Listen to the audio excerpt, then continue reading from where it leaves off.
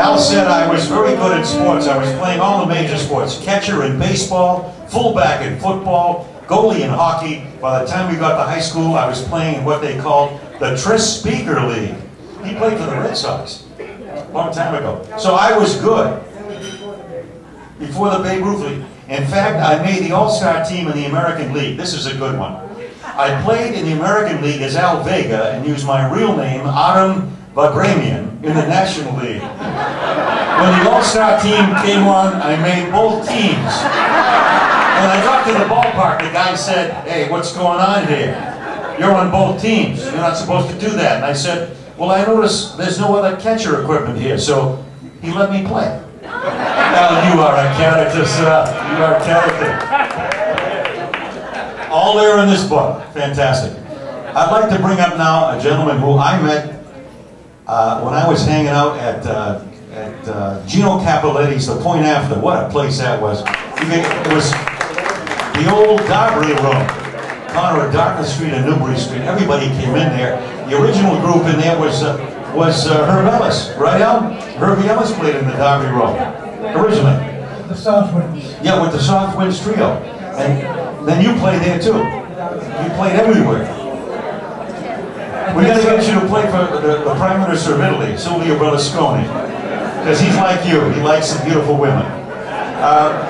I met this gentleman the first time when he was singing there, and I'll tell you, he has consistently been one of the great singers of the American songbook. Anytime, anywhere you have a chance to hear him, he's a joy. He goes way back with Al Vega, and I'm so delighted he's here tonight. I know he wouldn't miss it for Al's 90th. My dear friend, the great Steve Marvin.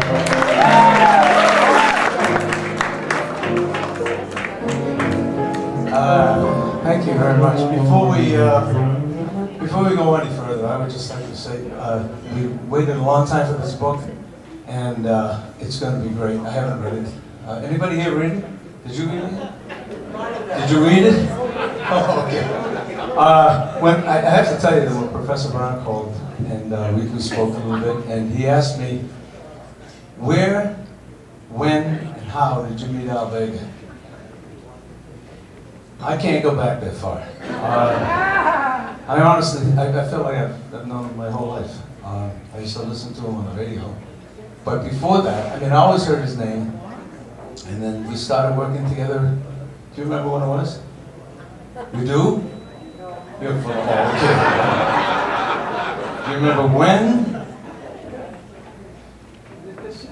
Do you remember where?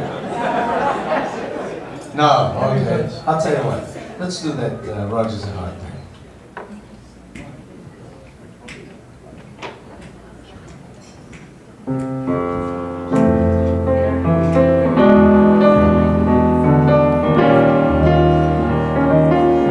Maybe this will help. Maybe not.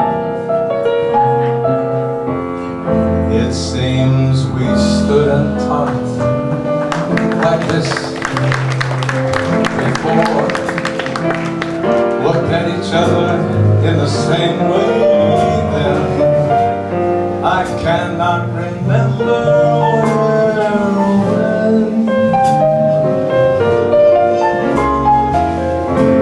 That song you play,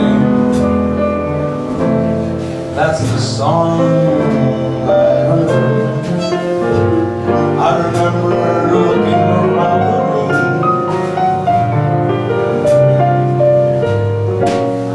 couldn't hear a word.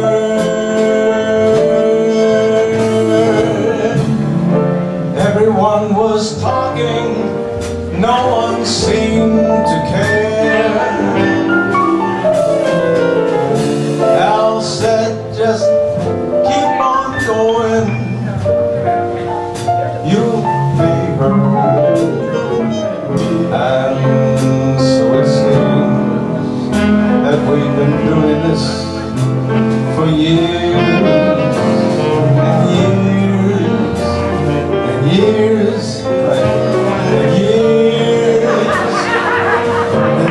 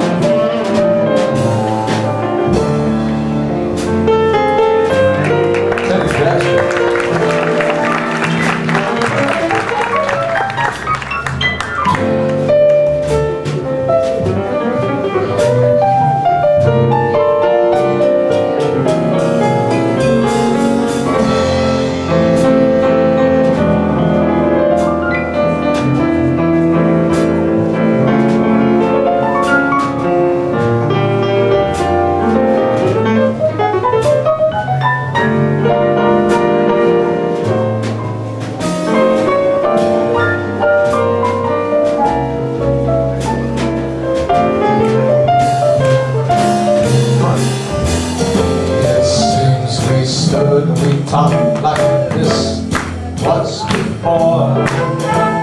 Looked at each other in the same way, but I don't remember when. Don't know when. Clothes that you're wearing are the clothes that you wore. That smile he's smiling, he was smiling then. Don't know where. I swear that I don't know when. I tell you some things that happen for the very first time. Well, they seem to me to be happening once again. And so it seems that we have met before. We laughed before. Yeah, we swung before. Who knows where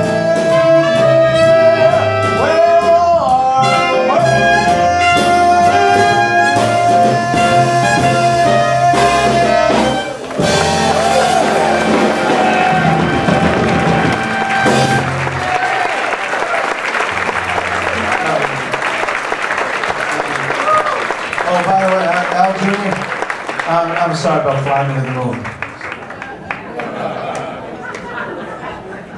How about it for Steve Marvin? What a swing in the